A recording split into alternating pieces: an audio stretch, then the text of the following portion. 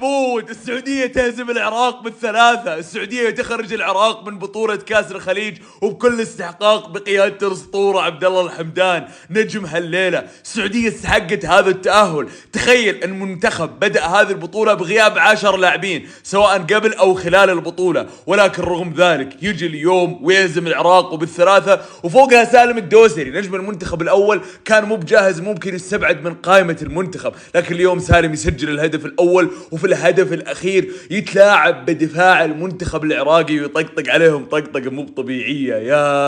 يا سالم، وختمها في النهاية عبد الله الحمدان. فوز مستحق. السعودية استحقت انها توصل لهنا، وباذن الواحد راح هذه البطولة راح تخضع، ولكن بشرط بس قبلها تابع كاس الخليج وجميع مباريات العالم، وفوقها في كود خصم. طرق التواصل معهم موجودة في البايو. مباريات الجاية يا رينارد، الحمدان يبدأ أساسي وعلي البليهي تكفى على الدكة. بعيدا ان البعض ممكن يمدح البليهي في لقطات، لكن البليهي اليوم كانت منه اخطاء كثير كارثية نفس المباراة اللي راحت. شوفوا اساسا في هدف العراق كيف تلاعبوا في علي البليهي وسحبوا فيه ولا كانهم شايفين احد قدام. حنا نبي البطولة ولا مجرد مشاركة؟ نبي البطولة اكيد، لذلك نبي نعدل الاخطاء. مبروك يا حبايب القلب، ضابوا متابع للمزيد وصلوا على النبي.